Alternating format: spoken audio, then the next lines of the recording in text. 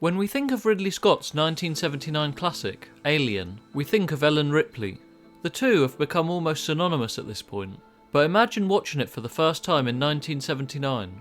Sigourney Weaver, who plays Ripley, doesn't even have top billing.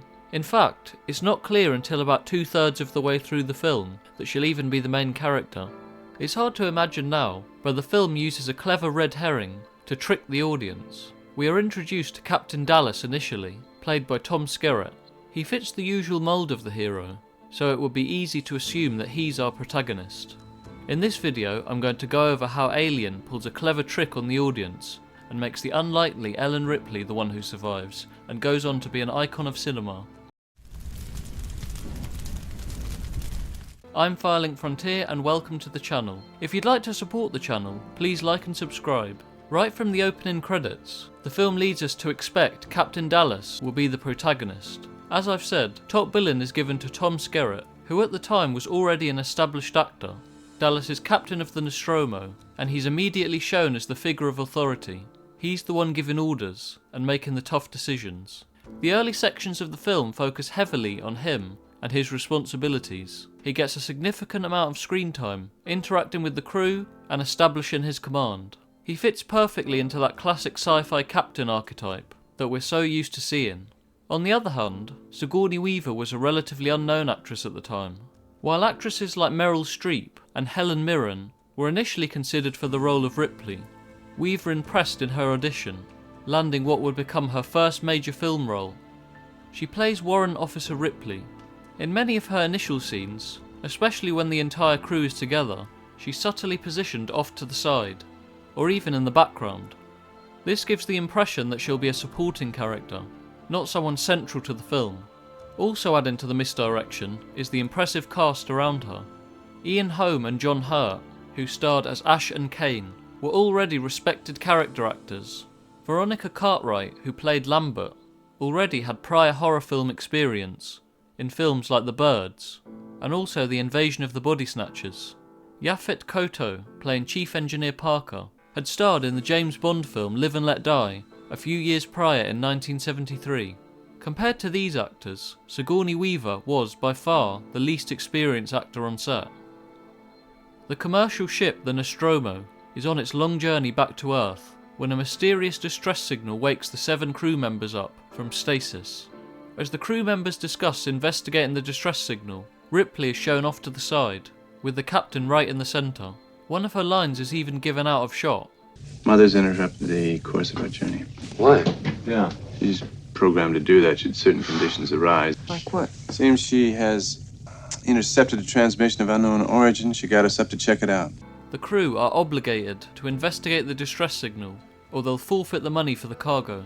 Ripley stays on the ship, while Kane leads a team down onto the planet. Conflict soon arises when Kane is attacked, and an alien creature attaches itself to his face. Ripley warns the others about the risks of bringing an alien aboard, but she is ignored. Dallas and the science officer Ash overrule her. This isn't the typical characterization of a protagonist, especially in sci-fi at the time, further making it seem like she's not the main character. Dallas, on the other hand, fits the mould much better. He's a confident leader, and for a significant portion of the film, it feels like he's the one who will ultimately save the day. When the crew find out the alien is loose aboard the ship, Dallas takes charge and leads the hunt for the creature. However, his journey is tragically cut short 2/3 of the way into the film. With the creature loose in the vents, Ripley volunteers to go in, but she's overruled again. Dallas instead ventures into the dark and claustrophobic vents, armed with only a flamethrower. After an intense scene where he searches in the dark, he meets his untimely end. This moment shatters the audience's expectations and makes it clear that no one aboard the ship is safe. If even the captain can be killed, then anyone can. In the aftermath of Dallas's death, Ripley steps up and takes command, while Lambert is consumed by fear and Parker is focused on the pointless fight with the alien. Ripley insists on strategic thinking. She becomes both the voice of reason and action. But as the film reaches its conclusion, the alien continues its relentless hunt, picking off the final members of the crew one by one, until it's just Ripley left. And Jonesy, of course. Ripley faces almost impossible odds against the creature. Its blood is made of acid, and if spilt, can chew through the ship's metal. The alien is fast, and as Ash said, the Xenomorph is a perfect organism, a survivor, unclouded by conscience, remorse, or delusions of morality.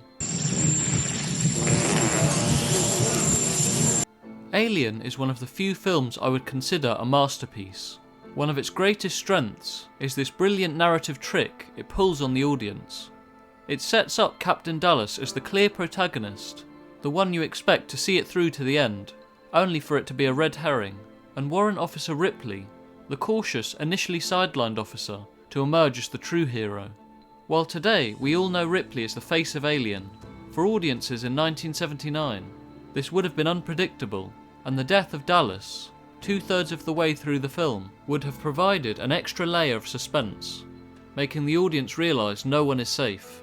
While today the impact may be lost, due to the massive cultural impact that Ripley has had on cinema, I think this clever use of storytelling should still be appreciated, and it's one of the reasons that Alien remains a timeless classic and an unpredictable film. It helped launch the career of Sigourney Weaver, and made Ellen Ripley one of Hollywood's most famous sci-fi protagonists. Her character most likely inspired Sarah Connor in James Cameron's Terminator, with Cameron then going on to direct Aliens, with Ripley returning.